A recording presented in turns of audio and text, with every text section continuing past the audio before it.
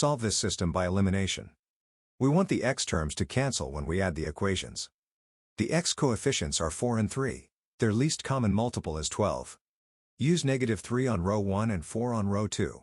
That gives -12x and positive 12x. Multiply every term in the first equation by -3. Multiply the x term by the same factor. Now multiply the y term by that factor. Finally, multiply the right side too. Multiply every term in the second equation by 4. Multiply the x term by the same factor. Now multiply the y term by that factor. Finally, multiply the right side too. Add the aligned equations. The opposite x terms cancel. The x terms cancel.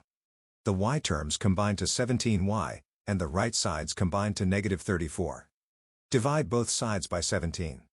That leaves y equals -2. Use y equals -2 in the first original equation. Replace y with -2. The remaining x term equals 28. Divide both sides by 4. X equals 7. The solution is x equals 7 and y equals -2. Both original equations are true.